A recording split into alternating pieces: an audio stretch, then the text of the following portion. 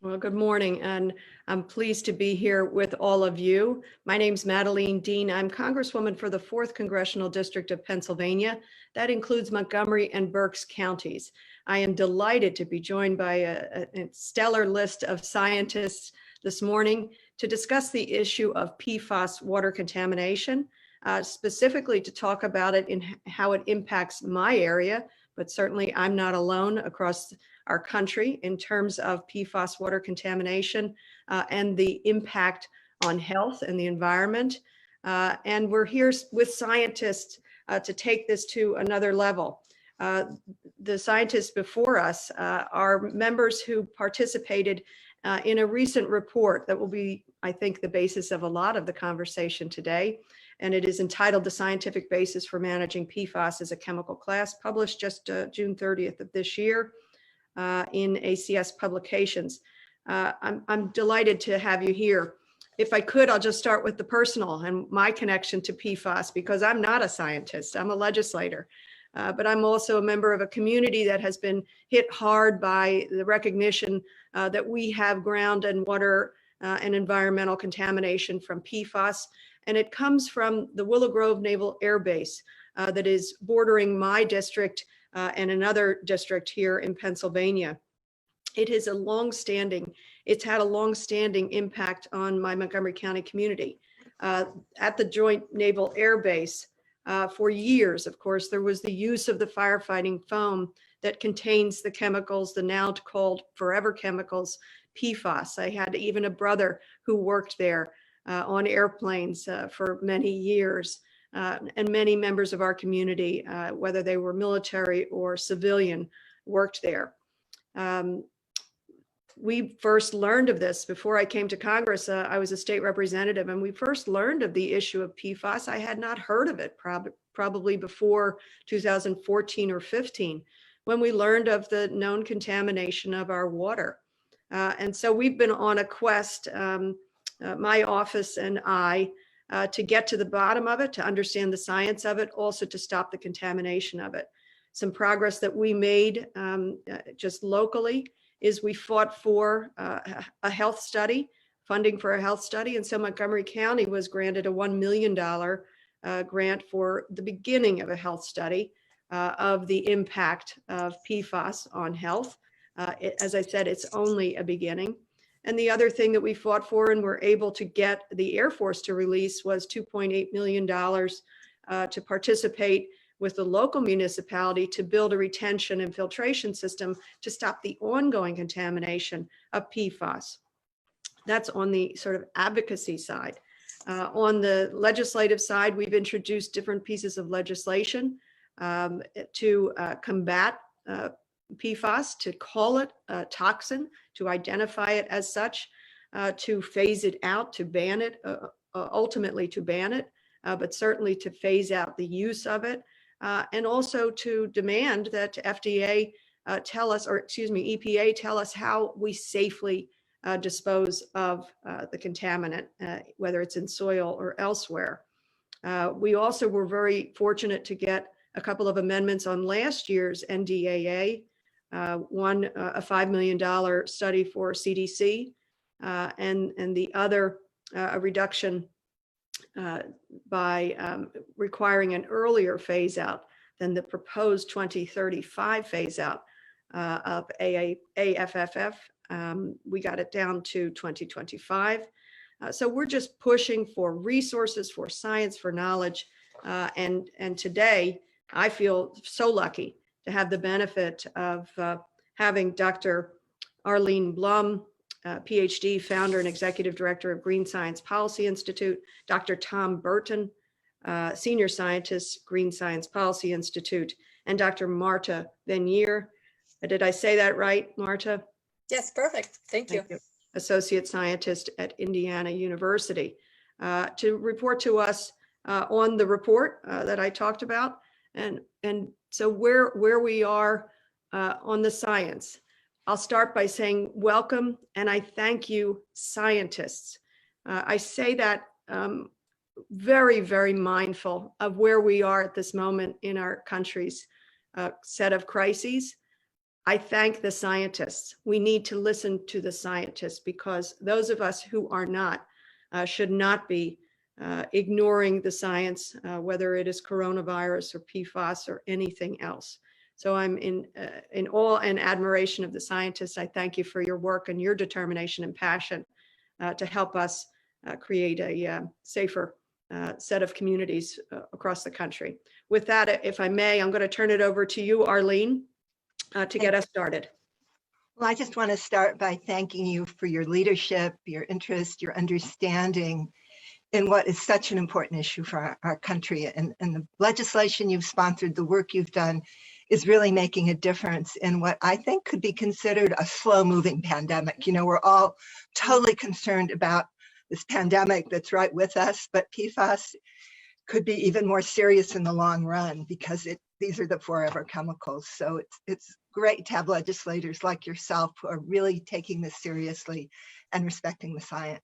So anyway, being an academic of sorts, I can't resist showing a few slides to get us started. You know, that's kind of what academics do. Let's see, so we're gonna share. Okay, did that work?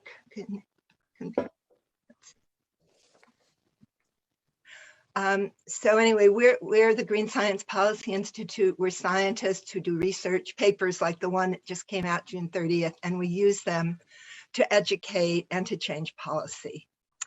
And we like to think about chemicals in families or classes. Sometimes you hear there are 60,000 chemicals out there that haven't been tested, and what can you do but kind of put your head down and get poisoned?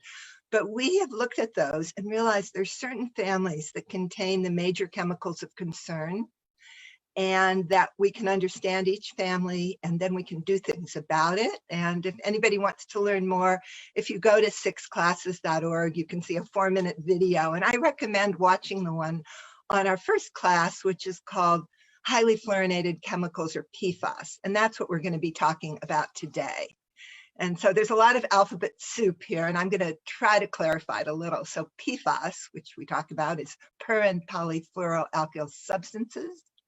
And these are chemicals where you have a chain of carbons with fluorines all around.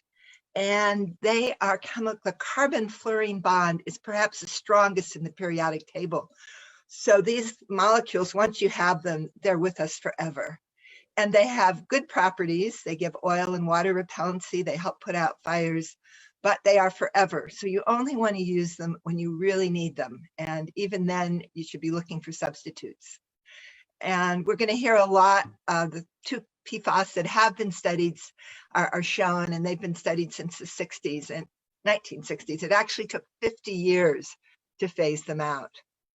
Where are PFAS used? Carpets, they were, and actually the carpet industry has happily phased them out. Carpet cleaning products, they're used to keep oil and grease off food. So food packaging like microwave popcorn, some fast food wrappers, furnishings, cosmetics, outdoor gear and clothing, adhesives, coatings. The manufacture of non-stick cookware is PFAS, car seats, and then firefighting foam, which has caused so much of the damage in your community and across the US. So many of you have seen the film Dark Waters, the story of a colleague of ours, Rob Balott, who uncovered a massive contamination in Ohio and West Virginia. And we heard that you saw this with Rob Balott himself, which must have been awesome. And we did a screening in the community, Arlene. It was fabulous to help educate ourselves, but Rob actually came to the screening. He is a hero. He just works tirelessly to get the word out. Yeah. So PFAS are pretty much in everyone, and studies that actually Rob's litigation funded linked exposure to PFAS to a variety of health risks, 2 kinds of cancer, high cholesterol. They've been found linked to obesity, immune suppression, and a host of other health problems. And these are long-term things that don't show up immediately, but they are increased across our population because of PFAS.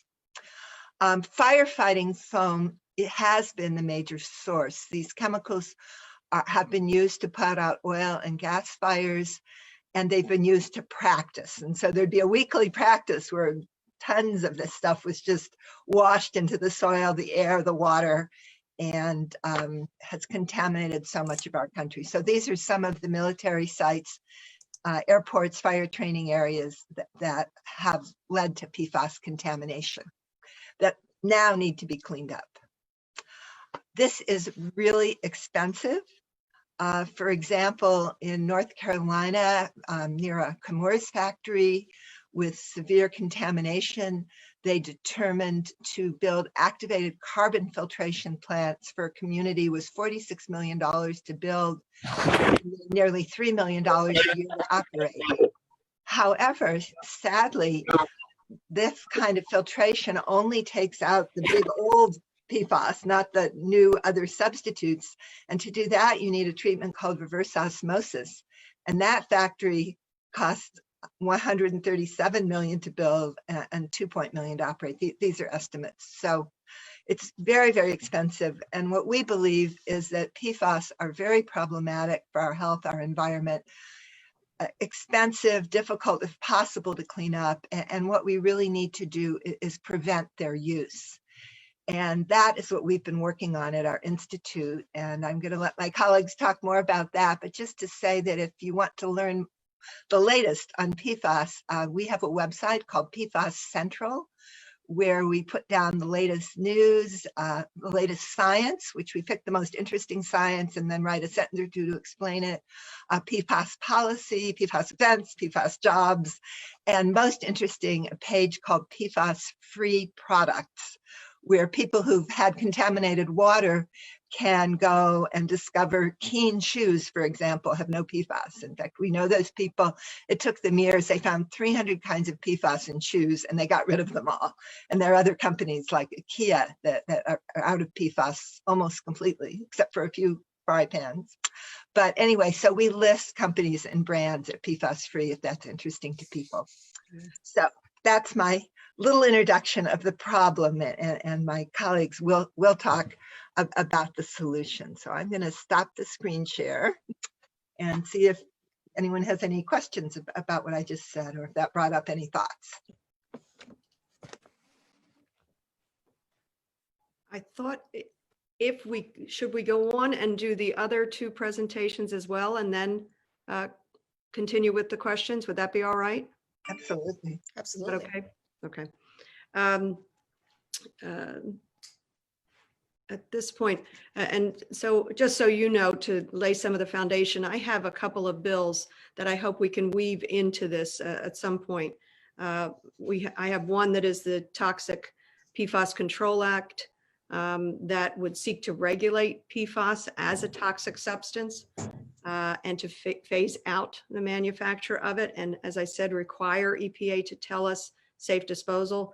But then I have another one that might be with your list of those who are making sure that they have PFAS-free products. Maybe they could help me with this bill that we're hoping to introduce very, very soon, which would be a PFAS-free foam research and development, a public-private partnership with grants in order to develop PFAS-free foam. So we're going to be using your list of resources. I hope to do that. Next, let me introduce Marta, if I may, Dr. Marta Venier, Associate Scientist, Indiana University. Marta, could you talk to us about what is in the research paper and give those of us who are lay people a greater understanding of the findings? Yes, it's my pleasure. Thanks for having me here and for your interest in this and your tireless work on this issue. So together with 15 co-authors led by our first fierce leader, that is Arlene, we wrote this paper where we suggest that PFAS should be treated as a class. And the reason why we talk about class is because behind these 4 letters acronym of PFAS, there are several thousands individual chemicals that have slightly different functionalities and structures. You've seen some of the molecules and structures that Arlene showed.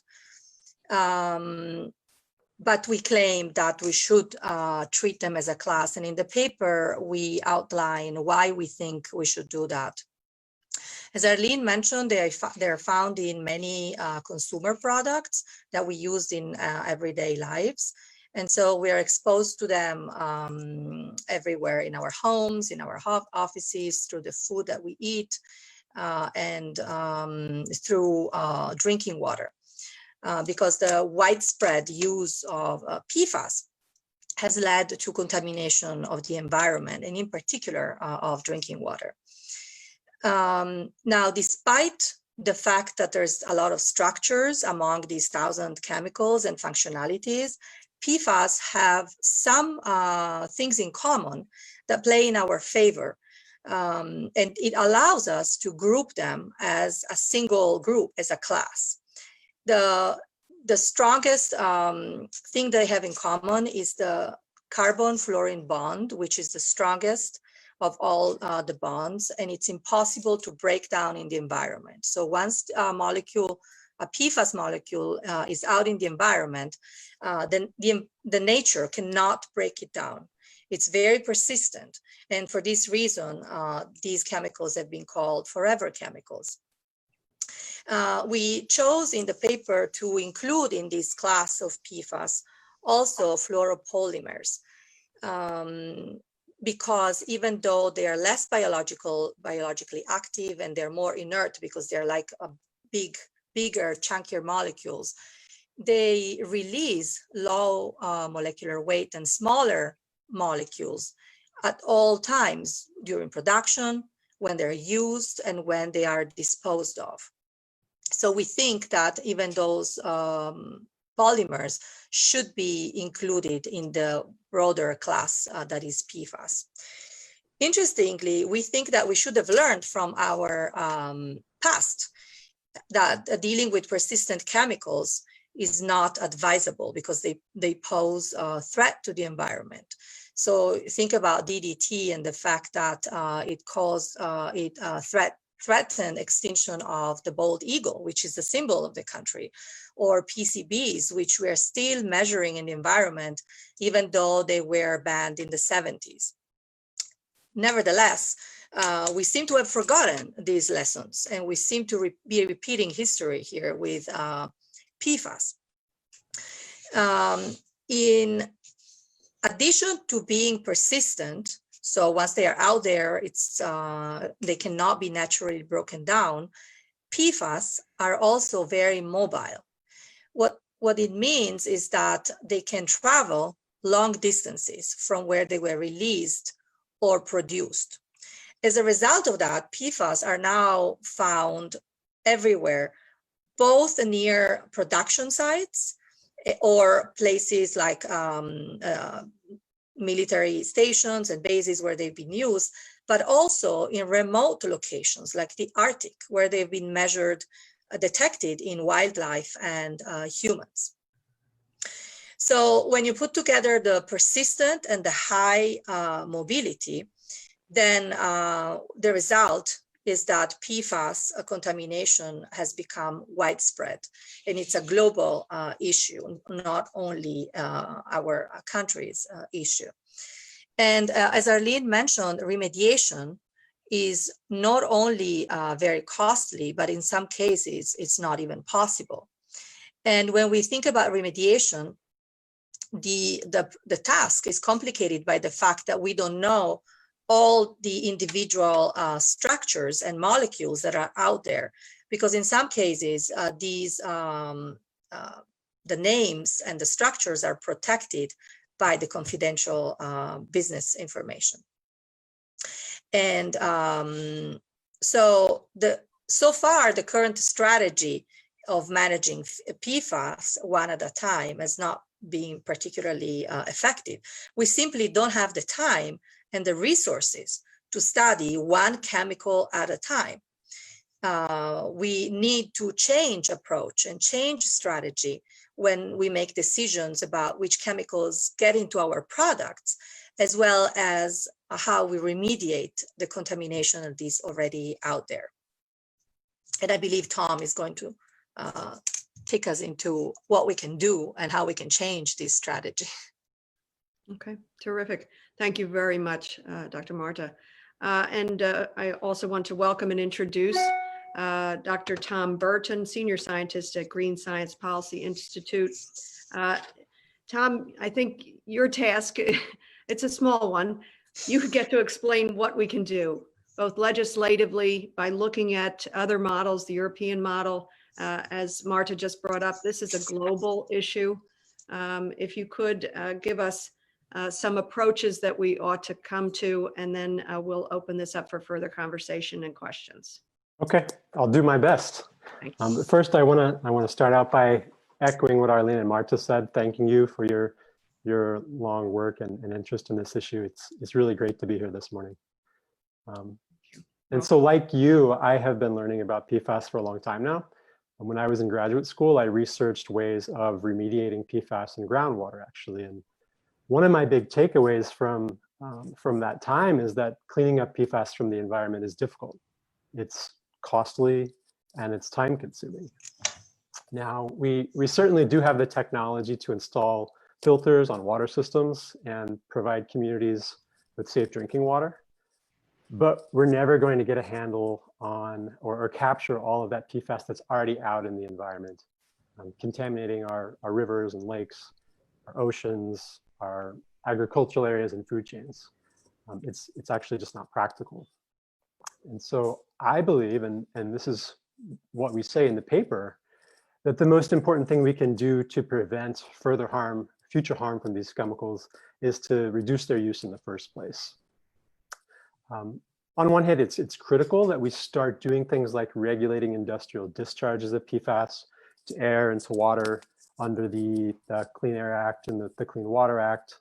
I think we have to start regulating PFAS waste and disposal under the federal RCRA and Superfund laws. And for sure, we need to protect public health by regulating PFAS in drinking water under the Safe Drinking Water Act.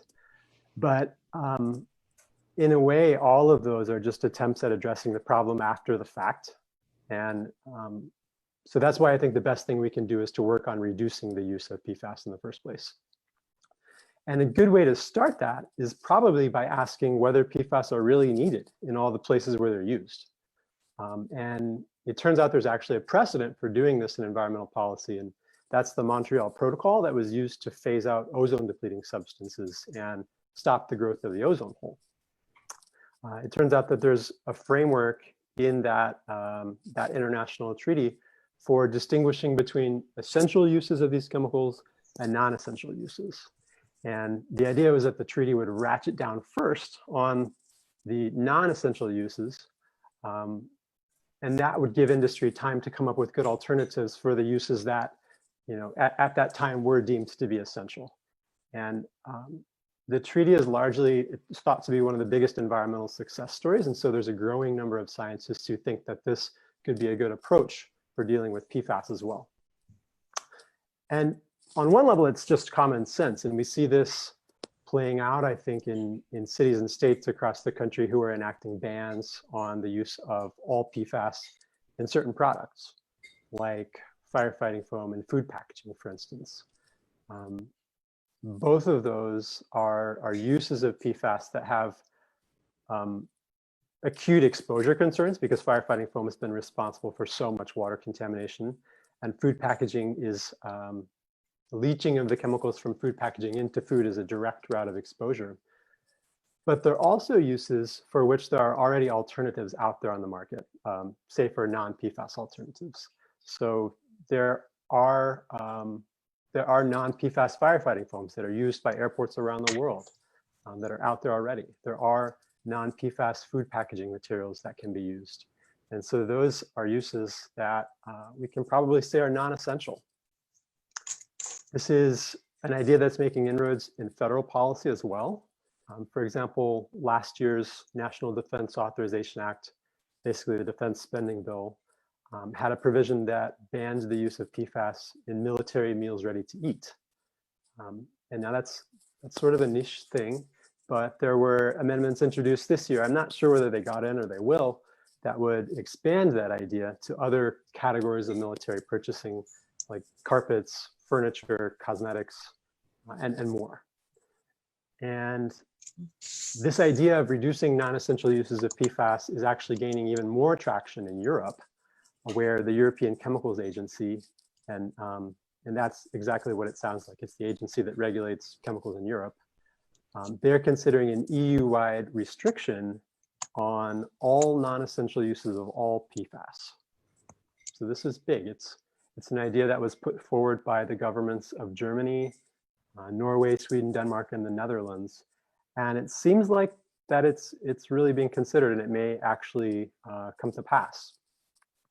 And you might say, well, EPA is never going to do that here, but I think that it still does have implications for the US because industry crosses borders. And so if companies are forced to stop using PFAS in certain products in the EU, then they might just do the same here, and that would be good.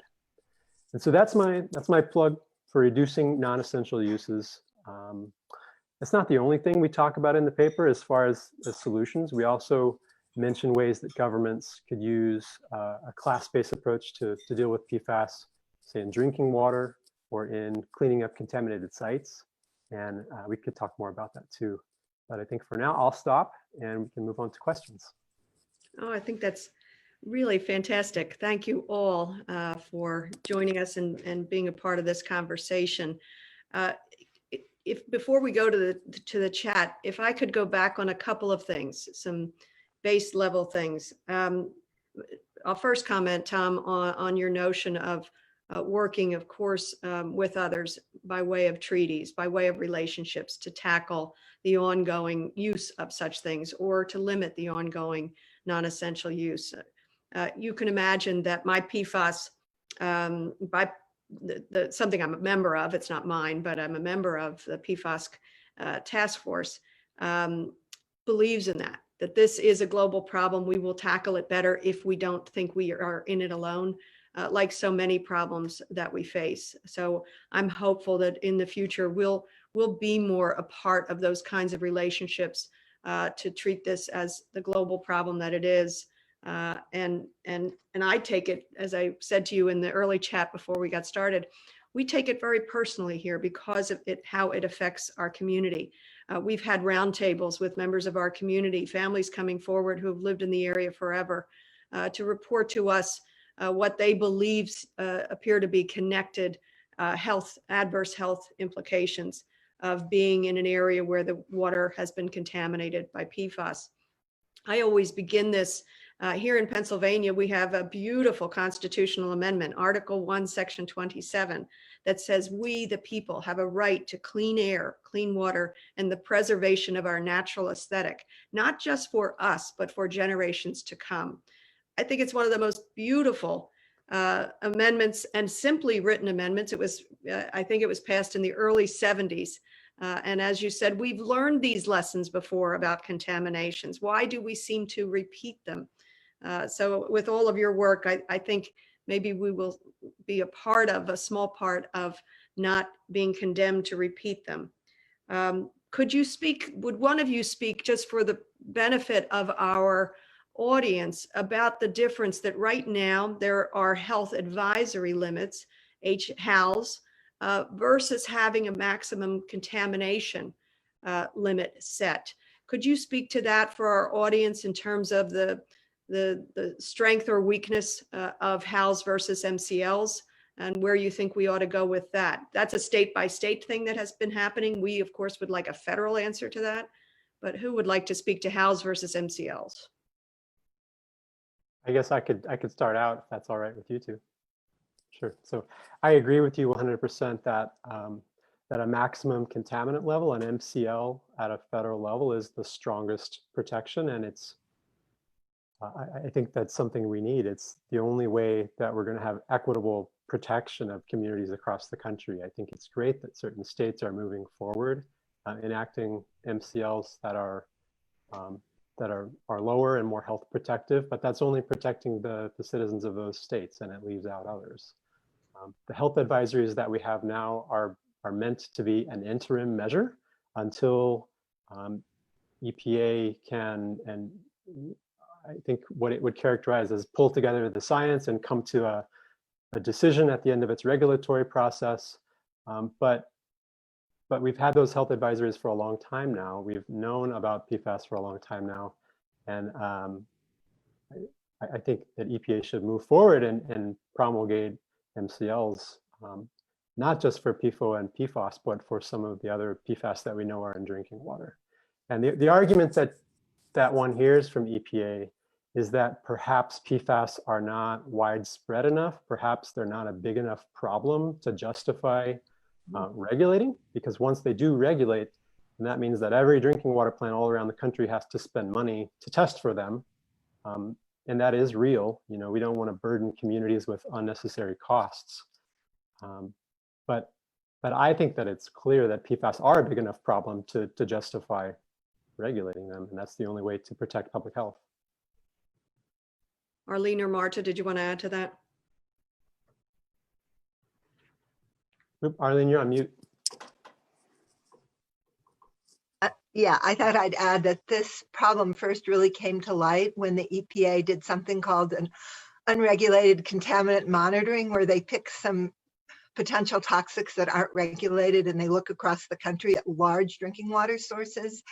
And they discovered PFAS across the country, and in some places at very high levels. Like Pennsylvania, I think, had the highest levels in that study. I'm not sure if it was your district, but there were super high levels in Pennsylvania.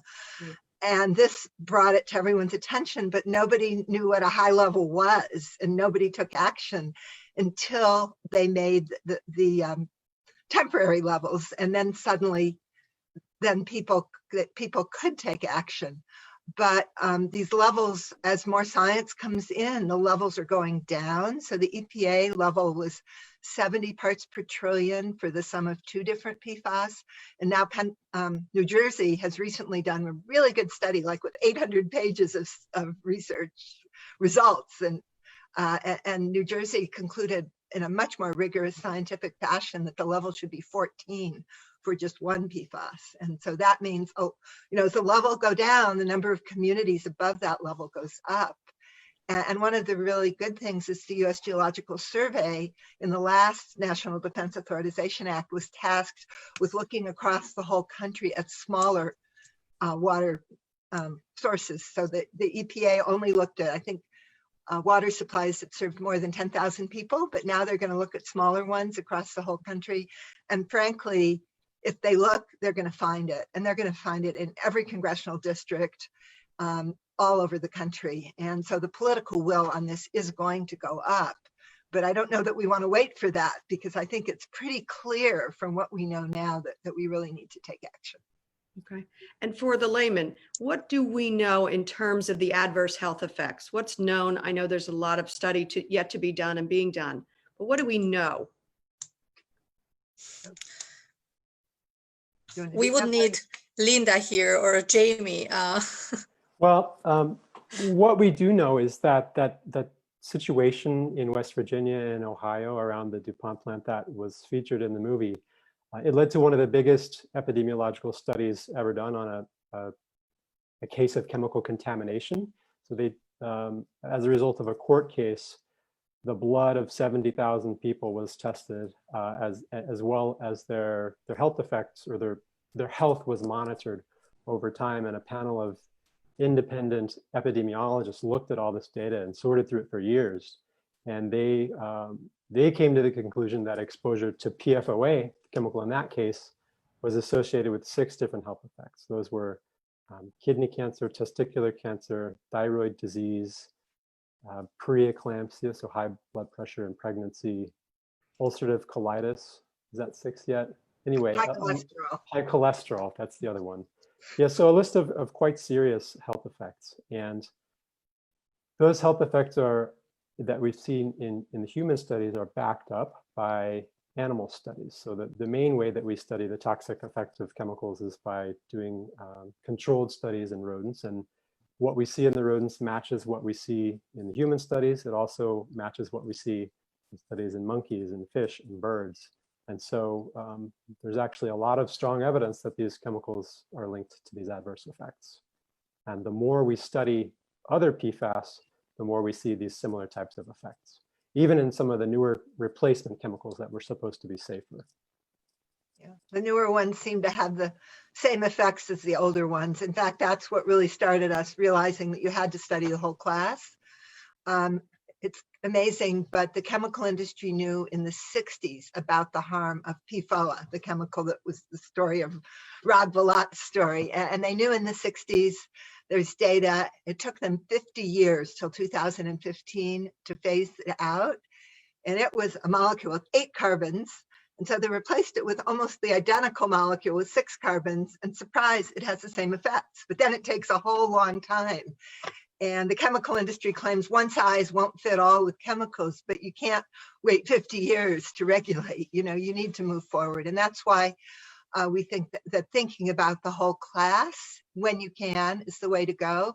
There are regulations where you can't regulate everything at once, but certainly in making products and purchasing, the military can move away from the whole class of PFAS and their firefighting foam. And I know you're working on that, finding replacements. That's huge because that has contaminated so much drinking water. But companies like IKEA has taken PFAS out of all their products, and Target's interested in doing it, you know, so there's a sense of moving. I mean, we work with a lot of manufacturers and retailers in the US, and a lot of them would like to move or have moved all the PFAS from their products. And, you know, I like to think that if we can stop the use, prevent the harm, to some extent, the earth will heal. And that's the optimistic thing, but we need to stop. And that's why we wrote our paper, to really make a scientific basis for why we need to stop and how we can. I see some questions coming in here, so I'm going to read these questions and we'll toss them out to you. This person says, Talia Matthew, hi, I am a representative of the Burton Project, and I've got a quick question. Dr. Venier, you said that the effects of PFAS can have a global impact. What effect do they have on the world's poor?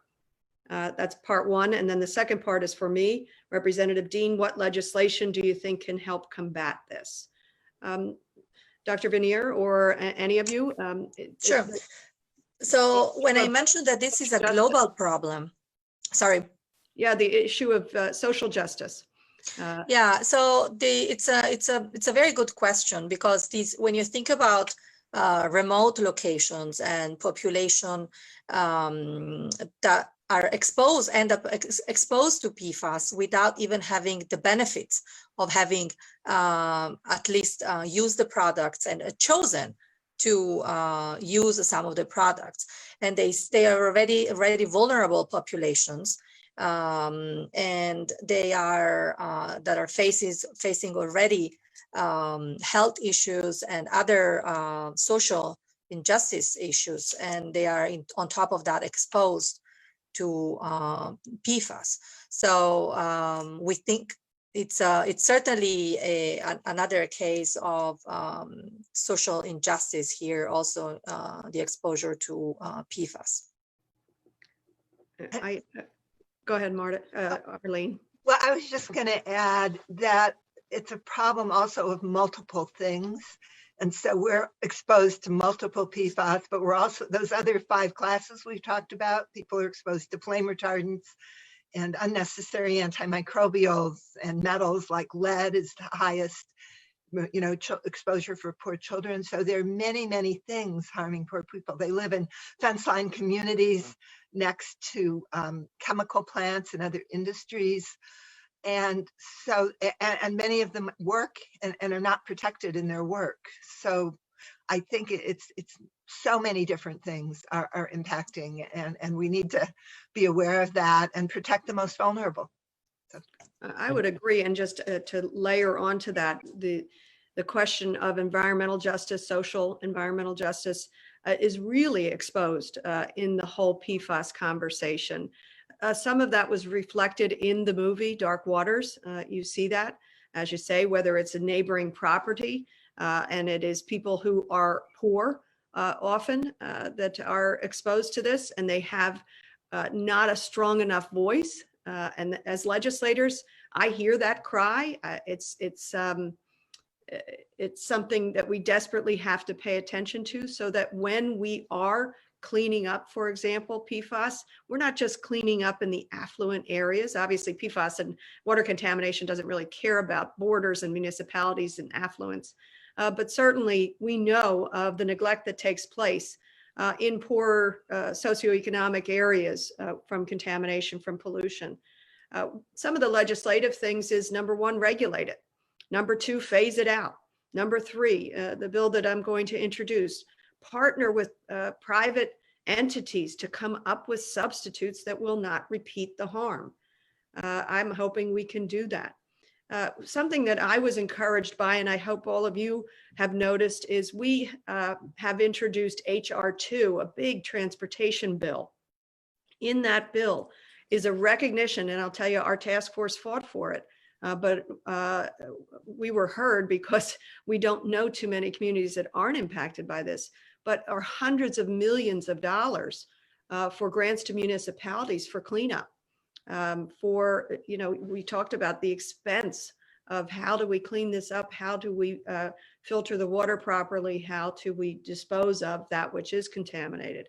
So part of the big transportation bill that we have proposed, and I hope will pass during this pandemic. I can think of no more urgent time for us to pass an infrastructure and transportation package than during this economic crisis, this public health crisis. And part of that would address PFAS, water contamination in our communities, all of them.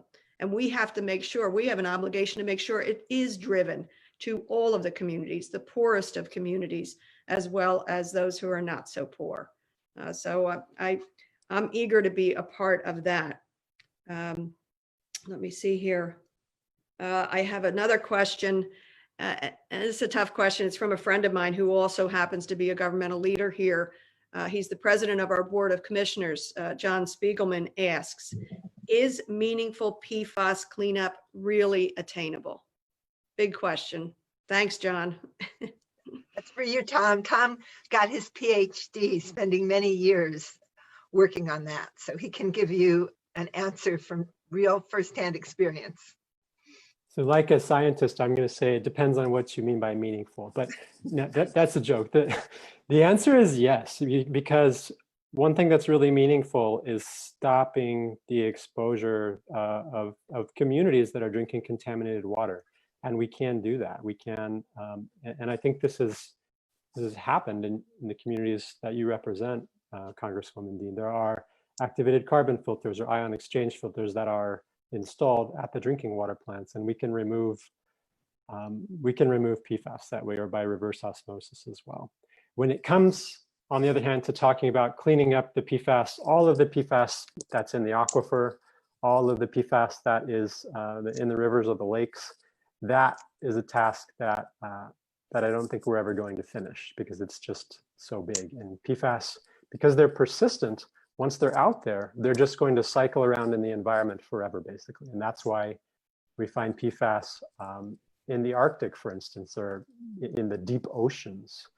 Because these chemicals don't break down, they're just transported and they get dispersed. So it depends on what you mean by meaningful, but I am optimistic that we can stop acute exposures through drinking water. And the way to do that is by testing and finding out where that contamination is. I have a question that is going to really reveal my layman status. We keep talking about they don't break down, they don't break down. Is there any science or research to figure out a way to break them, to break this compound? There is. There's a lot of research going on, actually, and it's hopeful, and scientists are coming up with more and more ways of in an engineered closed system of breaking these chemicals down. So say you have a big stockpile of leftover firefighting foam that you want to get rid of.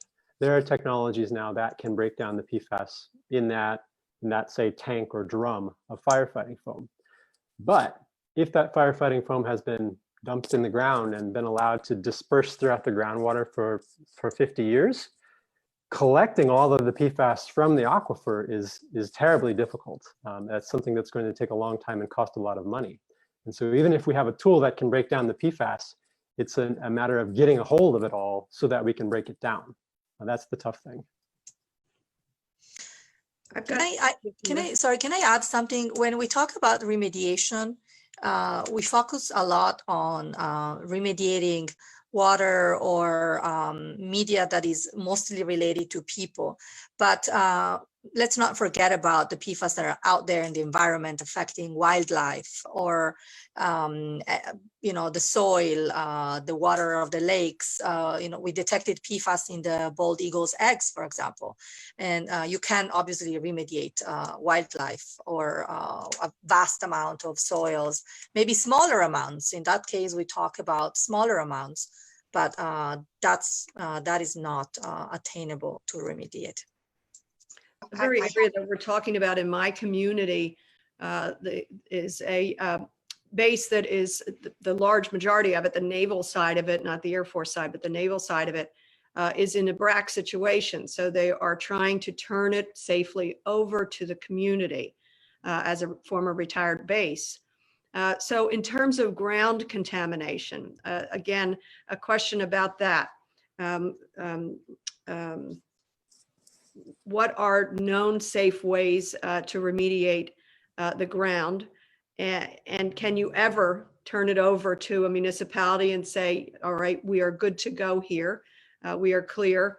And then a very small anecdotal question that often comes up at town halls that we host is, all right, I live right near the base.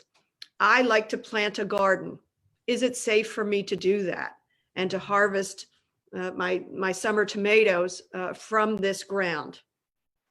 What do we know about that? How do we transfer soil, make sure soil is as clean as possible for transferring over to private sale? And can I have a garden? Well, for the first question, as to how do you clean up a site so that it could be redeveloped, I think one of the things is to think about what are you going to be doing on that site. Probably you're not going to be putting a well to be used as a water supply for a city. It's not going to be practical. I guess if you put a lot of treatment technology on that well, you might do that. And so if no one is using that groundwater for drinking water, then it's that threshold for turning the base over for some kind of other use is not quite as high. You do have to deal with the PFAS that's in the soil right now. I think probably the go-to way of doing that is digging up that soil and burning off the PFAS, somehow getting that PFAS off of there, or transporting that soil to a hazardous waste landfill. I said burning there, that's, I didn't mean to suggest that incineration is the right way, but when we think about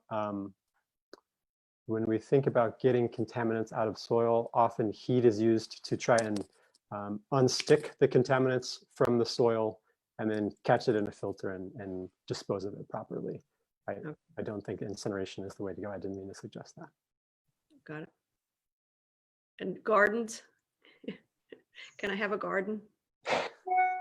Gardens is a tricky one, and I think that there's a role for state and local public health agencies to play in coming up with really site-specific guidance for that kind of thing.